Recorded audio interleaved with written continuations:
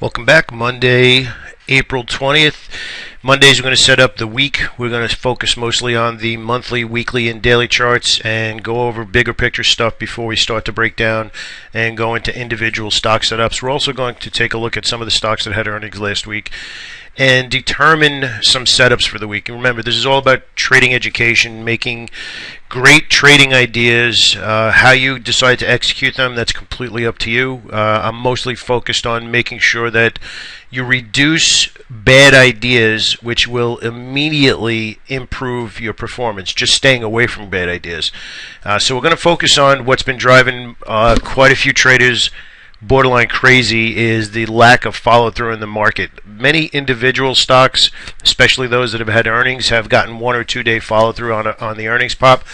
And a lot of people were expecting the market to follow through here after we finally broke what has apparently been a very, very choppy, let's call it 8 weeks, 6 to 8 weeks. Once we broke out of this pennant to the upside, we had a little bit of resistance here at 211.50 going back to mid-March. And again, we did not get follow through, and it wasn't that hard to determine we weren't going to. As soon as we broke this trend line, we had an indecision day. Whether you call it a doji, I prefer to call it a melted candle, basically a small body candle followed by another one at resistance. Now, whether or not we expected this giant gap to the downside and intraday follow through, which was just really ugly for anybody trying to look for a spot to bid, the market is just not obvious right now. The VIX is down at a level where there is really not a massive amount going on from a bigger picture perspective. We did have earnings, but we're not getting follow through. So what does that tell you?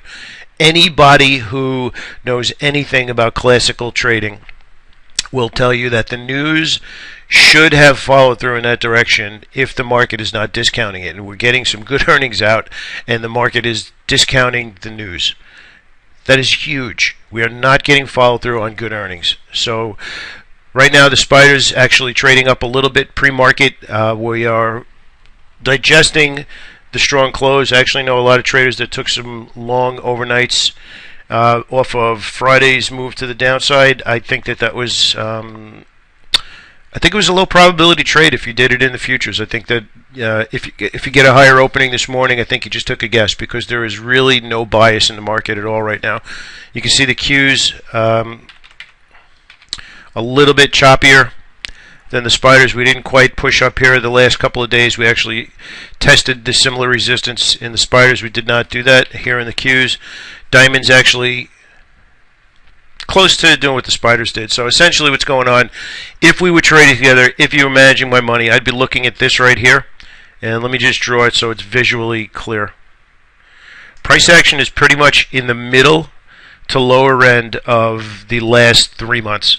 As a matter of fact, we're starting to see some higher volume on pushing to the downside. We had a little bit of a rally into the close on Friday afternoon, but this is a giant mess. Now, the reason I'm pointing this out is that you need to understand when there's more money on the table and when you need to take what's available. And right now, we are pretty much in a market environment where it's take what's available.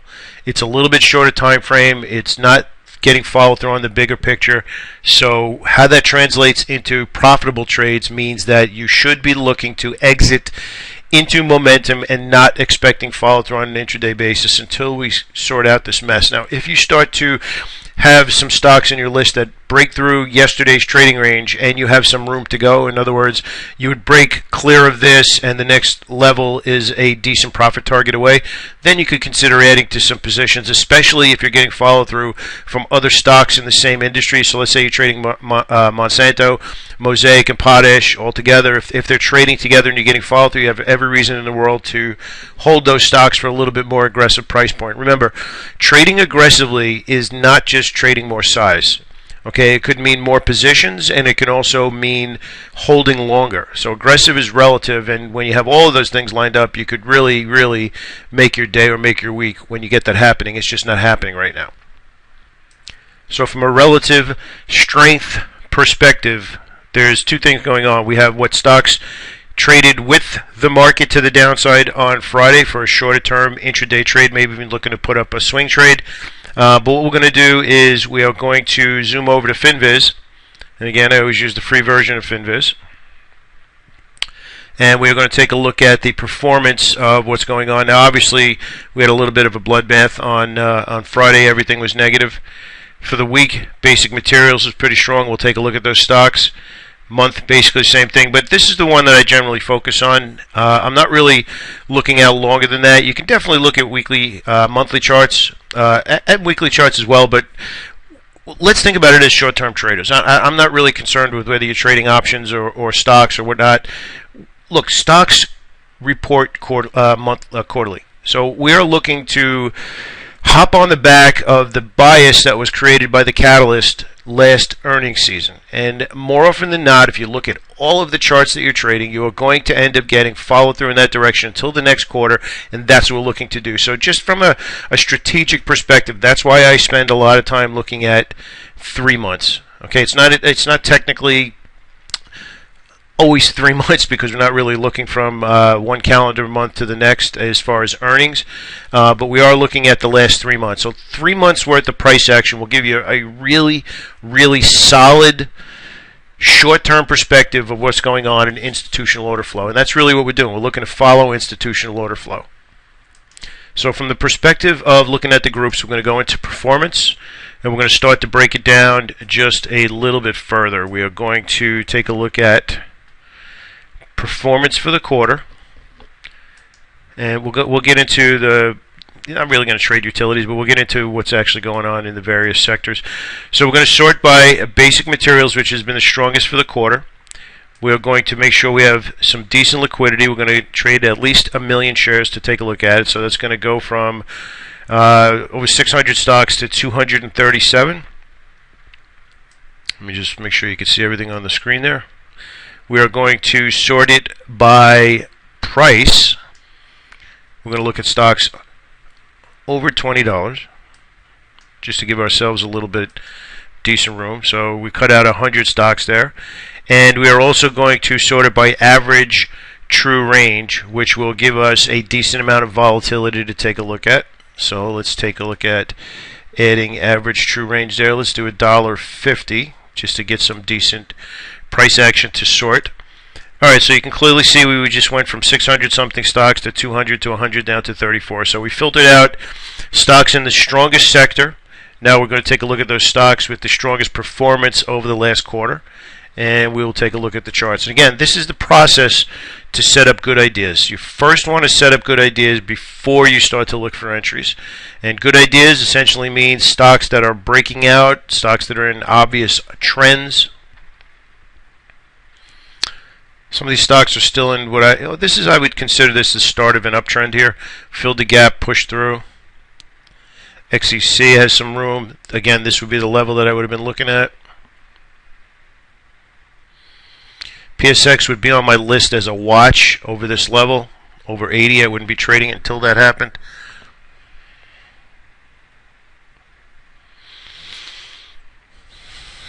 FANG looks pretty decent here. Not a lot of room to the upside. You see we got these resistance levels.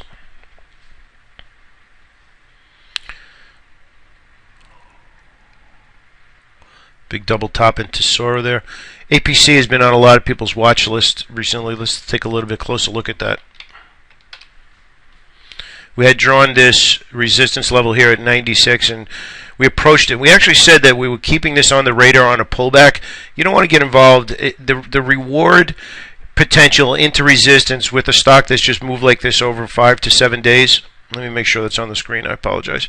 There's not awesome risk to reward potential here because of how far it's just recently moved and the resistance level. So we mentioned last week we wanted to pull back and then have a good area. We were hoping to pull back all the way back to 88, but it actually showed some relative strength and bounced intraday to close near the high. So this is continuing to show some strength. So 96 is the level, close around 94, $2. Out of everything that we just looked in that sector, that would be the one that I think I'd be looking at right now.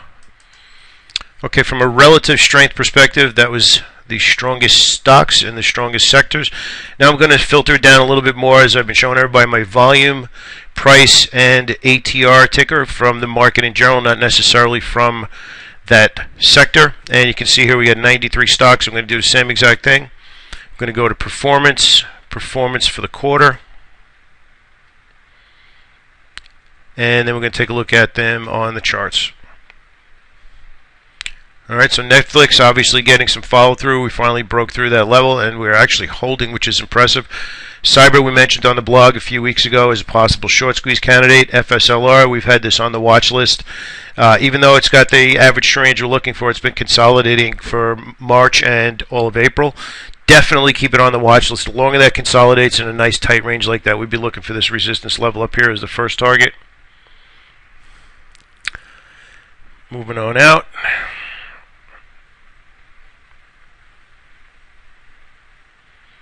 Again, we get right back into PSX. It's got to get above that level. Mylan we had in our list last week. That actually followed through very, very nicely. Under Armour still strong off the Jordan Spieth win at the Masters.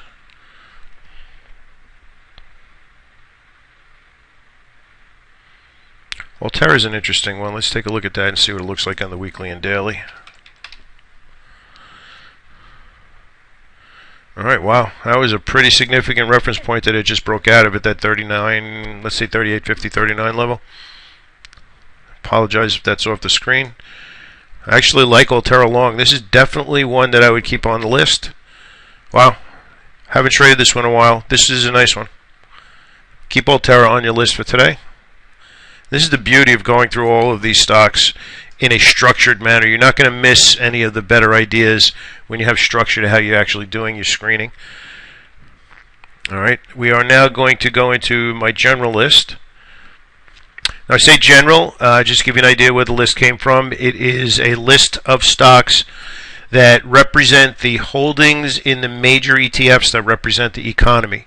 So it's a list of 98 stocks that I'm always looking for performance, and I don't know if I'd call it an advanced technique, but a technique definitely implemented by experienced traders is you can learn a lot more about what's going on in the market by digging in and watching a whole bunch of different charts as opposed to simply looking at what the indices are doing. So for example, just looking at the SPY or just that kind of thing, you definitely want to look at it to get an overview, but then you want to dig in and take a look at what's going on within all of them to get an idea of, okay, the SPY broke out but no stocks are breaking out, or the SPY broke out and everything's going with it. You want to get a feeling for that.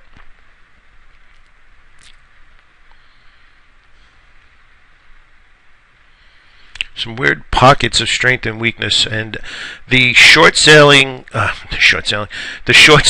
excuse me, has not really been paying off, even though we've been getting these violent intraday moves to the downside. One thing that you absolutely need to recognize as a trader is it's very, very difficult to aggressively sell short in a bullish environment.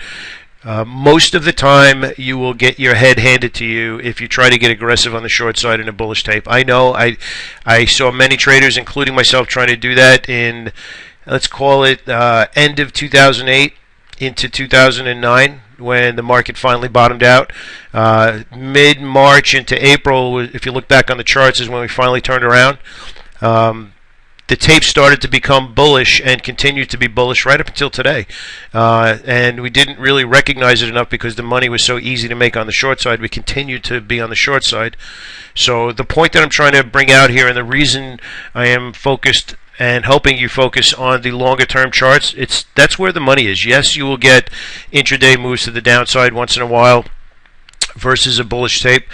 And you will get some clean follow through intraday, like we got here, but it's not the high percentage trade. Most of the experienced traders that I know right now are still looking to be long. It's a little bit aggressive because not aggressive.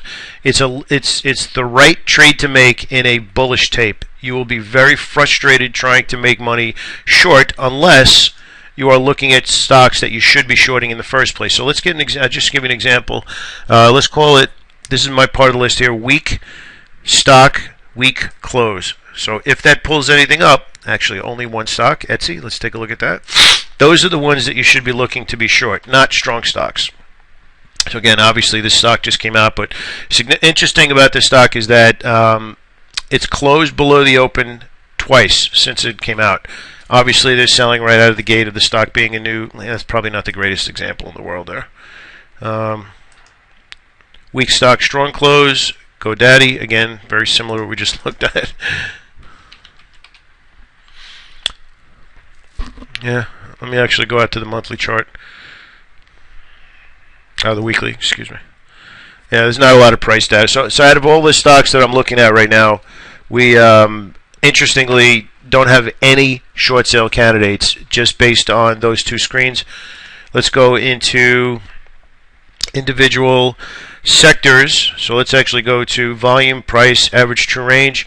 We're going to, again, that's the 93 stocks that we just looked at. Let's pull up performance, 20 period moving average. We're going to use below the 20 period moving average to filter out so half of those stocks, and we're also going to go to change from the open and see which stocks actually closed weak, and we're going to use down 2%. Time Warner, wow, really not that many stocks on the short side. So do you see, this is actually a terrific example of what I'm talking about. Really, really good example.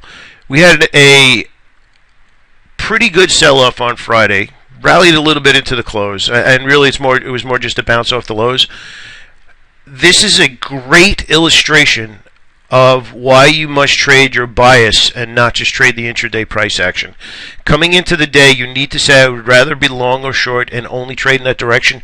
Changing your bias midday is extraordinarily wrong. There's no, I was going to say frustrating, but frustrating is the symptom, not the cause. It's the wrong trade to make, and we just scanned for a bunch of stocks that we could possibly look to be short today, and it was slim picking. So what does that tell you about looking on the short side? Now, that doesn't mean the market might not sell off today, even though we're up a little bit in the futures right now. What it means is, to be an awesome long-term trader, you need to have a bias, and digging in the way we just did, that was actually a great video on looking for opportunity and not finding much on the short side. And even if you are losing money long on Friday, it was the right trade.